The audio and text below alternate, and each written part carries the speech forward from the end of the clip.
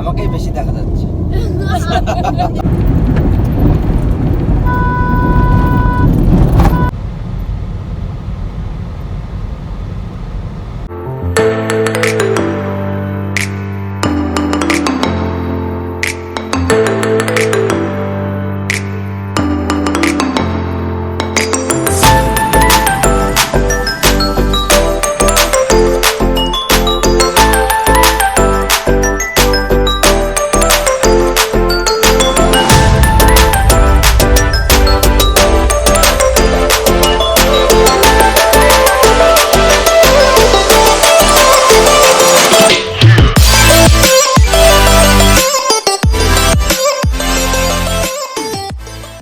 আসসালামু আলাইকুম, কেমন আছেন সবাই? আলহামদুলিল্লাহ আমিও ভালো আছি। আজ বগুড়া থেকে তিস্তা ব্যারেজ বা তিস্তা সেচ প্রকল্প হাতীবান্ধা লালমনিরহাট 3 বিঘা করিডোর দিয়ে অঙ্গরপোতা 0 পয়েন্ট দেখতে যাব।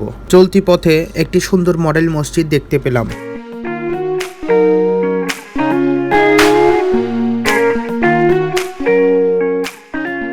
আর এর কিছু দূর যাওয়ার পর 3 বিঘা করিডোর ও আঙ্গরপোতার সাইনবোর্ড দেখতে পাইলাম।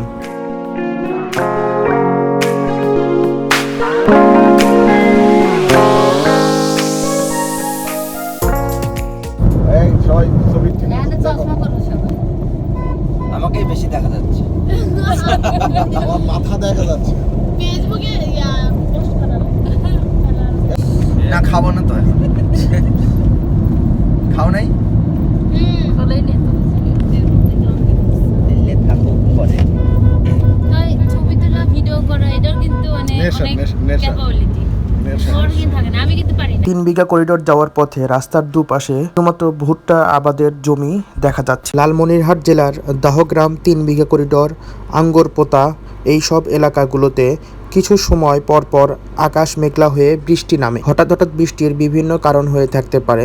3 বিঘা করিডোরের এই রাস্তাটির দুপাশ দিয়ে সারি সারি বিভিন্ন রকমের গাছ লাগানো আছে, যার জন্য এই রাস্তাটি অনেক সুন্দর লাগে দেখতে। কিছু পথ যাওয়ার পর হাতের বামে বিজিবি ক্যাম্প পাইলাম, যা রেখে আমরা সামনে এগোলাম। আর এর কিছু সময় পর 3 বিঘা করিডোরের চেকপোস্ট দেখতে পাইলাম, যা বাংলাদেশের বিজিবি নিয়ন্ত্রিত।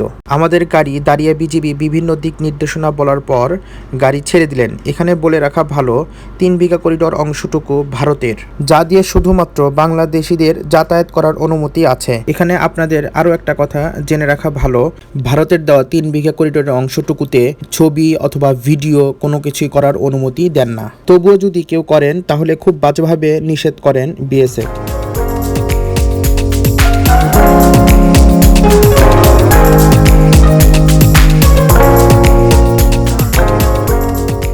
এরপর আমরা গাড়ি নিয়ে 3 বিঘা করিডোর পার হয়ে অঙ্গরপোতা 0 পয়েন্টে চলে আসি। হঠাৎ আমরা সীমানা পিলার দেখতে পাই, যার এই পাশে বাংলাদেশ আর ঠিক এই পাশে ইন্ডিয়া।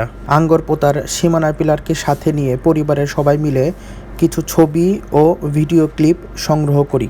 কিছু সময় অতিবাহিত করার পর তারপর আমরা চলে আসি।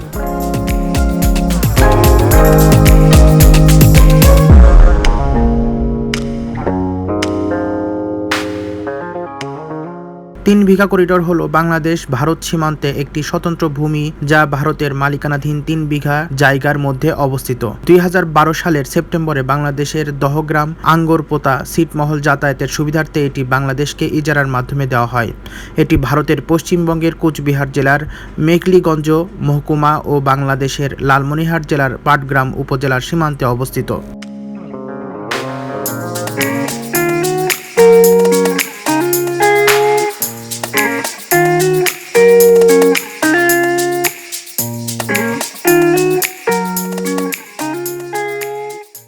আজ এই পর্যন্ত। সবাই ভালো থাকবেন, সুস্থ থাকবেন, আর পরিশেষে আমাদের জন্য দোয়া করবেন। আসসালামু আলাইকুম।